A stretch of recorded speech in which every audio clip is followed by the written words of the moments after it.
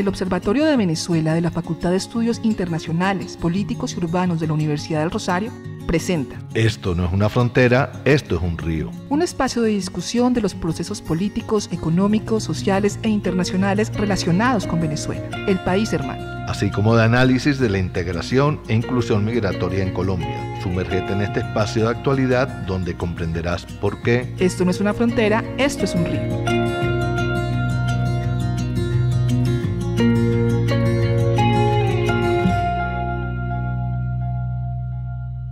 Les damos la bienvenida a Esto no es una frontera, esto es un río, programa del Observatorio de Venezuela de la Facultad de Estudios Internacionales, Políticos y Urbanos de la Universidad del Rosario. Programa que se hace en colaboración con la organización civil Diálogo Ciudadano Colombo-Venezolano y la organización defensora de derechos humanos Alerta Venezuela. El día de hoy vamos a hablar uno de los temas más difíciles de la realidad política actual en Venezuela. Vamos a hablar sobre la represión.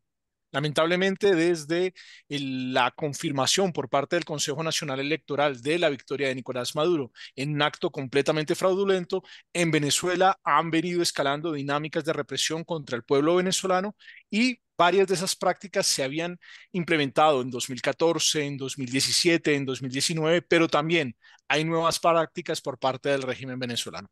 En ese orden de ideas, vamos a ir abordando algunas de las prácticas que aparecerán en el reporte del Radar Colombia-Venezuela, el cual se publica el martes a las 10 de la mañana. Se hará su lanzamiento en el Facebook Live y después ustedes podrán encontrarlo en la página del Observatorio de Venezuela. Lo pueden buscar como Observatorio de Venezuela en su buscador favorito y ahí lo pueden descargar. Vamos a empezar con esta radiografía de la represión, Chomin. Chomin, ¿qué elementos diferencian el comportamiento de la revolución bolivariana en este momento en el cual pues está puesto en duda la legitimidad de la continuidad de Nicolás Maduro? Sí, bueno, Ronan, un saludo a ti y a María Clara Roballo, así como a toda nuestra audiencia. Sí, yo diría que una de las características de la represión que ha habido ahorita posteriormente a las elecciones es que lo que se trata es de infundir como terror en la población y en la dirigencia política opositora también, ¿no? Incluso creo que fue la Comisión Interamericana de Derechos Humanos que habló de terror de Estado, ¿no? Después de que se ha consumado, pues, se consumó, pues, el fraude, el gobierno intenta de que no haya protestas de tal manera que pueda consolidar, ¿no?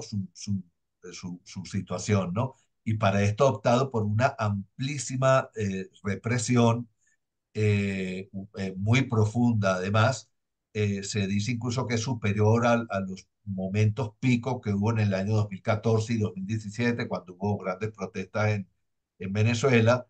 Y bueno, se han producido detenciones desde dirigentes nacionales hasta ciudadanos comunes que van por la calle y les piden revisar el teléfono y si le encuentran algún mensaje, alguna foto, algún meme en contra del gobierno o favorable a la oposición, pues son detenidos o incluso a veces son extorsionados a cambio pues de dinero, con cantidades importantes de dólares incluso, para que no los metan presos en todo caso, ¿no? Entonces es una situación que yo creo que va dirigida a crear gran temor en la población y en la dirigencia política también para... para evitar que haya movilizaciones y tratar de lograr de que el fraude pues se consolide. Gracias, Chomin Las Heras, presidente de Diálogo Ciudadano Colombo-Venezolano. Ahora voy con la profesora María Clara Roballo, quien coordina el capítulo de migración dentro del Observatorio de Venezuela, y hay una herramienta de represión que ha resultado novedosa en este ejercicio. Y quisiera preguntarle, pues, precisamente a la profesora María Clara Roballo, ¿por qué está haciendo el régimen la cancelación de pasaportes? ¿Cómo funciona esta dinámica de represión? Bueno, digamos que no es la primera vez en donde justamente el control que tiene el gobierno de Nicolás Maduro sobre los documentos de identidad pueden servir para una forma de represión y persecución de la población venezolana. En este momento lo que sabemos es que a un número importante, todavía incierto, pero sabemos importante, que de hecho conocemos a varias de las personas que han sufrido este tipo de situación, se les está cancelando o reteniendo los pasaportes. ¿Esto qué hace? Hace que las personas pues queden de alguna otra forma presas en el lugar en donde están. Muchos de ellos en Venezuela, muchos de ellos quienes fueron o que viajaron a Venezuela para votar, hoy están teniendo problemas para salir del país porque no tienen la documentación. Y pues efectivamente, esto sin duda es otra de las maniobras que, como bien decía Shomin, pues busca intimidar a la población en un escenario electoral, un escenario social muy vulnerable, donde puede emerger cualquier tipo de tensión. Entonces, lo que busca el gobierno es apaciguar a través del miedo cualquier tipo de acción política por parte de la sociedad. Gracias, profesora María Clara. Y tratando de hacer un análisis de las diferentes formas de represión, Chomin, me gustaría continuar contigo con un elemento que ha llamado mucho la atención de la opinión pública internacional y es la censura de las redes sociales. ¿Por qué el régimen ha decidido bloquear la plataforma X en Venezuela? Inicialmente se decía que era por 10 días, pero ya han pasado esos 10 días. E igualmente pues el propio Nicolás Maduro anunciaba que desinstalaba WhatsApp y que WhatsApp se ha convertido en un elemento, e incluso alegando que por WhatsApp se recurría a lógicas terroristas. Chomin. Sí, bueno, el tema de la represión, digamos, a los medios de comunicación es un hecho, digamos, de vieja data en Venezuela, que comenzó incluso en la época en que Hugo Chávez presidía el país. Ya desde ese momento comenzó a haber censura, comenzó a haber cierre de medios. Todo el mundo recuerda mucho el cierre del canal emblemático de Venezuela, Radio Caracas Televisión, que era el principal canal televisivo privado. Así que este es un hecho de vieja data y eso se ha venido produciendo a lo largo, tanto del gobierno de Chávez como del gobierno de Maduro, donde se han cerrado decenas y decenas de periódicos, portales también, emisoras de radio, decenas y decenas también, e incluso televisoras de carácter regional también. Entonces, esto no es algo nuevo, pero sí ha reciado ahorita con el gobierno de Nicolás Maduro y justamente alrededor de 10 días antes de las elecciones, se censuró la recepción a través, digamos, de los canales de cable y también de las redes de Internet de 10 portales informativos importantes en Venezuela que ya el público venezolano no los puede consultar al menos que tenga un VPN que les permita poco sortear esta dificultad y poder conectarse, ¿no? Esto es muy importante porque ya en Venezuela prácticamente no hay medios impresos, por ejemplo, periódicos independientes, prácticamente no hay.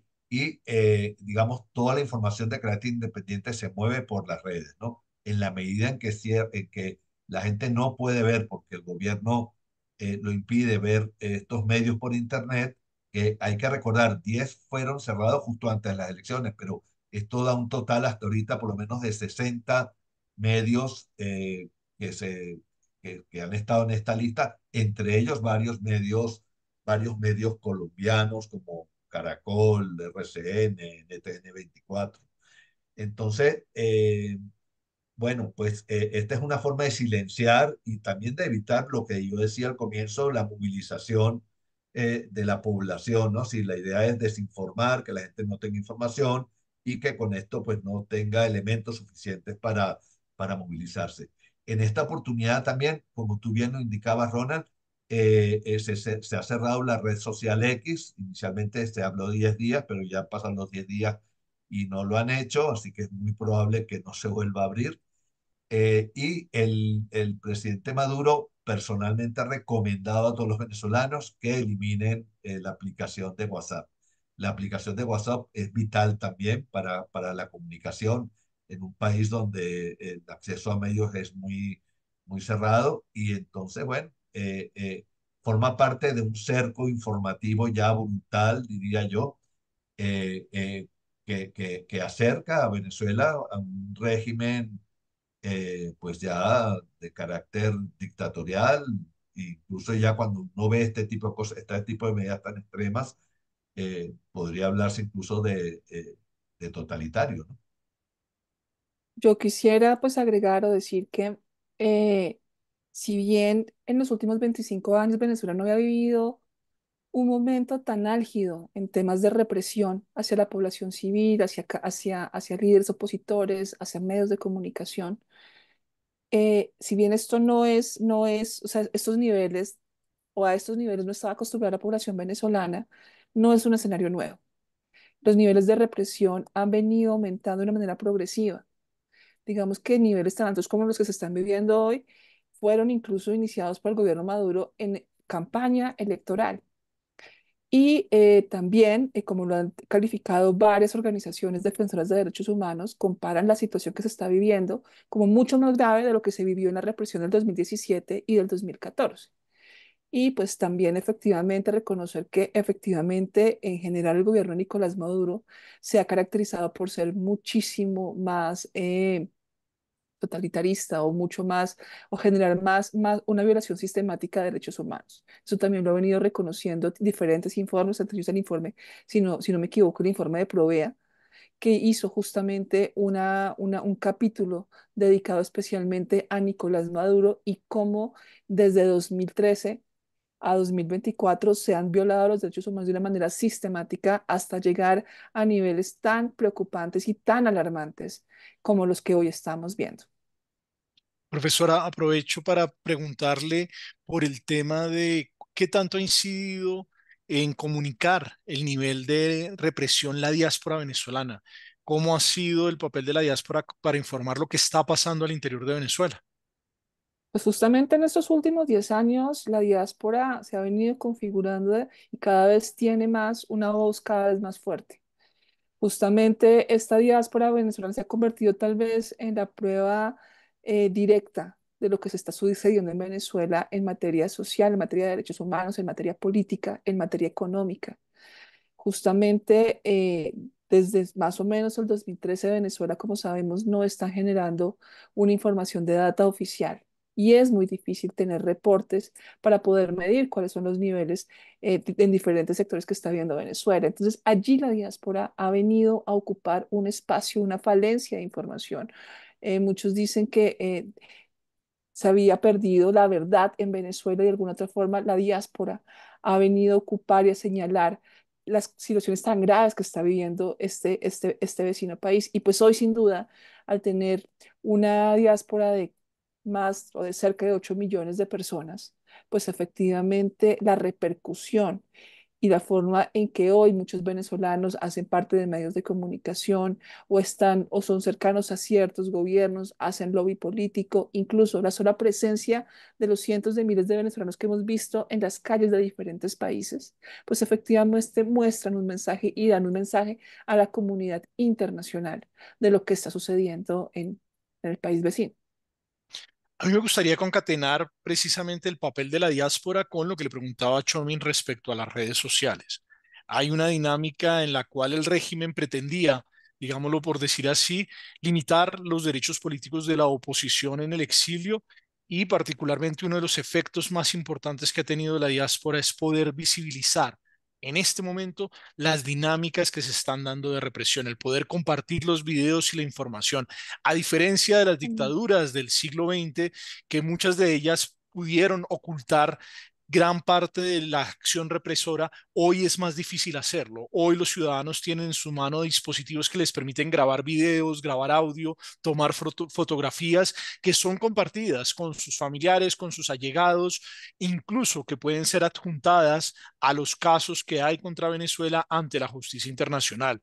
Ya no solamente, digamos, se pueden identificar a los grandes represores o a las personas que dan las órdenes desde el gobierno, desde los cuerpos de seguridad, sino incluso a la persona que lleva a la acción, que comete la acción en el terreno. Y esto es muy importante porque a diferencia de otros espacios en los cuales las dictaduras actúan impunemente, hoy hay cientos de cámaras, miles de cámaras registrando lo que está pasando en Venezuela conservando esa información, teniendo la posibilidad de utilizar esa información, como lo decía, para poder argumentar y para más adelante ante la justicia, ya sea la de los venezolanos o la justicia internacional, poder llevar a cabo el seguimiento de lo que significa la represión. Hoy, hay que decirlo, hay más peso a la hora de generar represión.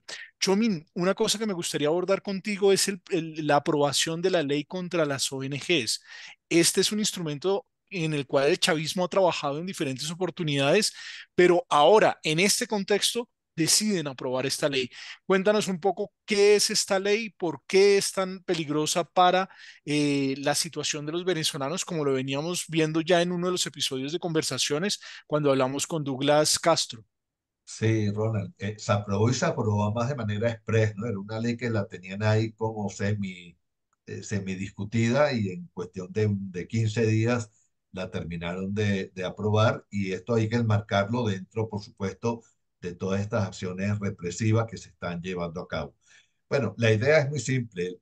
Al igual que en Nicaragua, la idea es tratar de eliminar, por decirlo en palabras muy claras, la actividad de la sociedad civil en Venezuela, que tiene además mucha más importancia porque ya la represión se ha cebado mucho con los partidos políticos y son las organizaciones civiles las que han venido actuando en Venezuela, suplantando muchas veces eh, eh, trabajo de carácter político, podría ser trabajo de carácter social, incluso suplantando el trabajo que deberían de hacer algunos organismos oficiales, como las estadísticas, por ejemplo.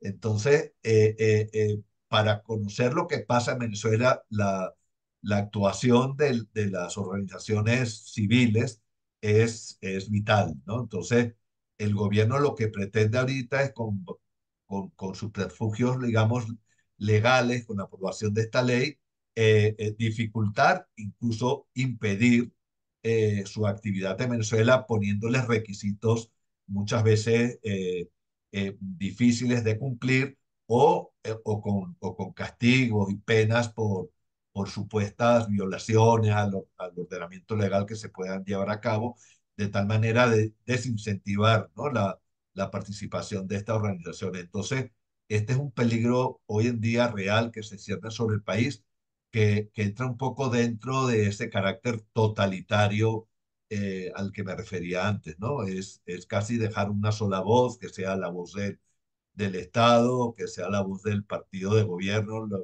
únicos que pueden hablar y dar sus versiones, ¿no? De las cosas. Entonces, esto va en ese camino del totalitarismo que, que se cierne hoy sobre el país.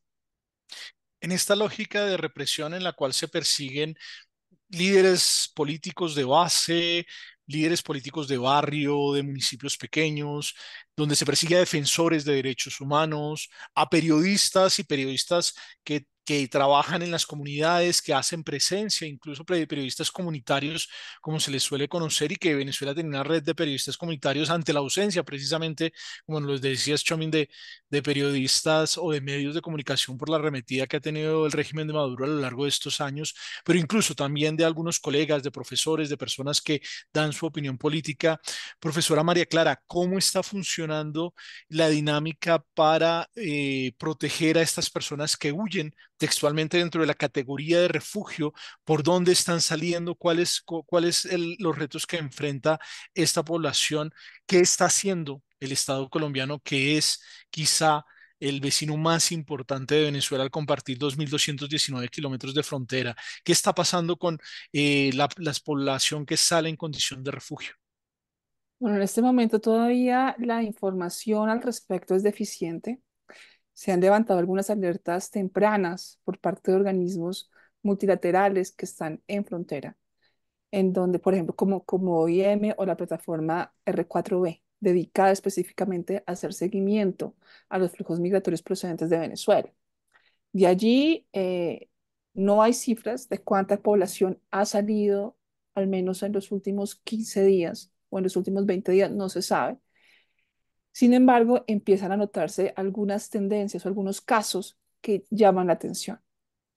Por un lado, desde La Guajira se han generado alertas. Hay un miedo justamente a que se dé una ola migratoria, un pico migratorio proveniente pues, del contexto que está viviendo Venezuela.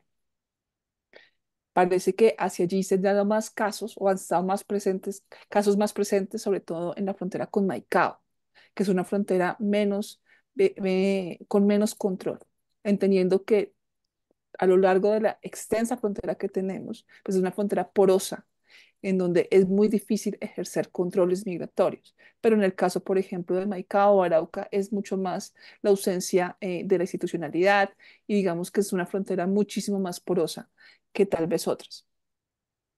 Entonces, allí empiezan a abrirse esas alarmas, inclusive recientemente el gobernador de La Guajira justamente está pidiendo que se reconozca o que se declare una ley o que se reconozca una ley dentro de la ley de fronteras que permitiría acciones específicas y de contingencia ante la crisis migratoria que se está viviendo en Venezuela y también incluso crear el CENAF, que son estos centros de atención migratoria y fronteriza que ya están operando en una frontera como Norte de Santander, que ha venido avanzando muchísimo más en los trabajos institucionales en materia de gestión fronteriza. Entonces, La Guajira está pidiendo también un poco de esa atención y esas acciones al gobierno nacional. Por otra parte, pues efectivamente nos estamos enfrentando ante una migración muy difícil, que son personas que efectivamente y claramente son perseguidas políticas, activistas políticos también, periodistas, que requieren protección internacional. Y eso genera unos desafíos importantes a Colombia y a la región, más aún cuando también sabemos que hay varios casos de esas personas que han llegado en los últimos días que son menores de edad. Entonces aquí se requiere también un nivel integral, una política de protección muchísimo más integral. La pregunta es, ¿qué implica esto para Colombia? Pues implica efectivamente un sistema de protección internacional de refugio robusto que en este momento Colombia no tiene, incluso está en revisión en este momento. Y pues no solamente es Colombia, sino otros países de la región han mostrado que ante la gran demanda de protección internacional por parte de la población venezolana, estos sistemas de refugio han colapsado y se están demorando muchísimo en dar respuesta. Y pues esas demoras no son viables en un momento tan álgido y específicamente en temas de derechos humanos como el que está viviendo Venezuela y la población venezolana. Entonces, aquí los efectos y las dimensiones de los retos que vive Colombia son enormes porque efectivamente tienen que tener una política garantista y de protección ante la continuidad de esta represión en Venezuela y ante una situación en donde ya solamente no migren los perseguidos políticos o personas que están saliendo específicamente perseguidas por el gobierno, sino que también esto se amplíe a sectores más amplios de la sociedad ante la frustración de no encontrar un cambio político hacia Venezuela y pues por supuesto en este momento en una situación como esas, las fronteras serían las primeras en resentir esa situación y hoy también contamos con menos organismos de cooperación internacional, menos recursos, menos organizaciones civiles encargadas en la respuesta inmediata. Entonces, hacia allí creo que el panorama puede ser preocupante en términos institucionales y sobre todo para los gobiernos locales que están en zona de frontera, por lo menos a un corto plazo. Gracias, profesora María Clara. Chomin, una de las cosas que más ha llamado la atención fue una propuesta que hizo el régimen venezolano en el cual ha querido poner a los venezolanos contra los venezolanos. Y es esta dinámica de promover la delación, de que un vecino diga lo que está haciendo el uno para poder a partir de eso acusarlo de terrorismo, de unas lógicas que son bastante complejas en un contexto particular que hoy vive Venezuela. Incluso hemos visto cómo se han marcado casas en algunos barrios de Venezuela. Muchas imágenes recorrieron redes sociales frente a la marcación de casas en el 23 de enero. Para los colombianos eso nos trae inmediato un recuerdo y es que precisamente hace 9 años, en agosto de 2015, el régimen venezolano cuando llegaba con las operaciones para la liberación del pueblo a la zona de frontera, marcaba las casas de los colombianos, les escribió una D para derribo, para derrumbar esas casas y eso significó el inicio de la crisis migratoria. Hoy lo estamos viendo replicado en las grandes ciudades, particularmente en Caracas, ¿Qué implicaciones ha tenido esta política de delación? ¿Si ha funcionado o no ha funcionado? ¿Cuál es el objetivo del régimen venezolano con esta dinámica? Bueno, si ha funcionado o no ha funcionado, no tendría yo, digamos, una confirmación para el efecto, pero efectivamente personeros del gobierno han incentivado pues estas políticas de delación a las que tú te estás recibiendo a través además de la aplicación Ben App, que es una aplicación del gobierno venezolano, que no es muy vieja data, bastante reciente, que se puso en funcionamiento para que la gente hiciera denuncias relacionadas a los servicios públicos, a ese tipo de cosas, ¿no? Con la intención, digamos, inicial de que los problemas que la gente podía tener en su barrio, con los servicios, por ejemplo, pudieran ser atendidos por el gobierno rápidamente. Sin embargo, ha habido declaraciones de personal del gobierno donde han pedido que se utilice esta aplicación para tales efectos y bueno, seguramente que en alguna medida efectivamente se ha debido utilizar y esto también entra dentro de esas políticas que uno recuerda de regímenes dictatoriales terribles a lo largo de la historia, siglo pasado, por ejemplo, donde se incentivaba pues la delación, ¿no? Como una forma pues de represión. Ley contra las ONGs, política de delación, cancelación de pasaportes, acoso a los medios de comunicación, censura en redes sociales, ampliación de la presencia de los cuerpos de seguridad, de la Policía Nacional Bolivariana, de la Guardia Nacional Bolivariana, revisión de celulares de los ciudadanos, una serie de medidas que han ido aumentando la lógica de persecución. Pero ¿cuáles son las cifras que tenemos hasta el momento? Profesora María Clara, una de las cifras que más preocupa es la de las detenciones. Este programa lo estamos grabando el viernes en la tarde. A este momento, ¿qué nos dice Foro Penal? Bueno, Foro Penal, las cifras más actualizadas es al 22 de agosto de 2024, es al día de ayer, y pues efectivamente ha logrado contabilizar y verificar 1.674 detenciones, que usualmente pues son detenciones arbitrarias. De esas 1.674, 1.458 se hacen a hombres, se han hecho a hombres y 216 a mujeres e igualmente a 107 menores de edad, es decir, personas o niños que están, adolescentes que están entre los 12 y 18 años. Estas son unas cifras bastante preocupantes que vemos que semana a semana aumentan muy rápidamente y que pues no solamente tienen la atención, por ejemplo, de Foro Penal, sino de otros organismos que han hecho un seguimiento muy juicioso también del tema, como por ejemplo Provea. Gracias, profesora María Clara. Y antes de cerrar, no dejaría de invitarlos a la presentación del Radar Colombia-Venezuela. El próximo martes estaremos presentando el Radar Colombia-Venezuela, el séptimo radar, un proyecto que se hace conjuntamente con el marco de la alianza con la Fundación Konrad Adenauer. Este será el reporte de agosto de 2007, el tercero de este año, el cual precisamente está dedicado a hacer un balance de todo lo que ha sucedido después de la elección presidencial en Venezuela.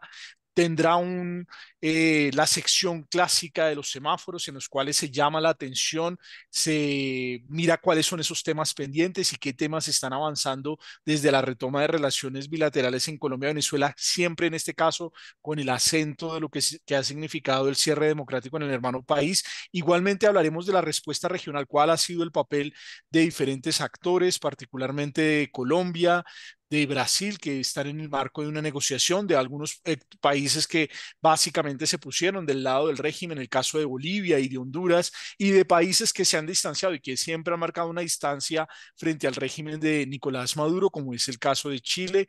También haremos un recuento de los principales trinos en Colombia sobre lo que ha sido la situación en Venezuela desde la presidencia de la República, del presidente Gustavo Petro, del canciller Luis Gilberto Murillo, de la Cancillería colombiana. Haremos un recuento de esos derechos humanos que han sido violados, esa radiografía de la represión que hoy abordamos en parte de este programa y una cronología de lo que ha sido este agitado y muy movido mes desde la elección en Venezuela, particularmente porque este radar lo vamos a entregar un día antes de que se cumpla el mes en el hermano país. Y por primera vez, la entrevista que se solía hacer en el Facebook Live de presentación del reporte del radar ahora será un espacio en la plataforma de Instagram. Será un espacio a las 6 de la tarde. Los invitamos a aquellos de ustedes que estén interesados en darle continuidad a este tema, a unirse a ese espacio. Es así que llegamos al final de Esto no es una frontera, esto es un río. Me acompañó Tchomin Las Heras, presidente de Diálogo Ciudadano Colombo-Venezolano e investigador adscrito al Observatorio de Venezuela y el investigador principal precisamente del Radar Colombia-Venezuela. Tchomin, muchas gracias. Muchas gracias a ti, un saludo a toda la audiencia. También nos acompañó la profesora María Clara Roballo, coordinadora del capítulo de migración dentro del Observatorio de Venezuela, investigadora principal de la bitácora migratoria. Profesora María Clara. Muchas gracias, profesor Ronald. Un saludo a todas las personas que nos ven. Los dejamos con la segunda parte de Esto no es una frontera, esto es un río. En los controles, como siempre, nos acompañó Nelson Duarte. En la dirección de la emisora de la Universidad del Rosario, Mario Castro. Recuerden que esto no es una frontera, esto es un río. El Observatorio de Venezuela de la Facultad de Estudios Internacionales, Políticos y Urbanos de la Universidad del Rosario presentó Esto no es una frontera, esto es un río. Un espacio de discusión de los procesos políticos, económicos, sociales e internacionales relacionados con Venezuela, el país hermano. Así como de análisis de la integración e inclusión migratoria en Colombia. Sumérgete en este espacio de actualidad donde comprenderás por qué esto no es una frontera, esto es un río.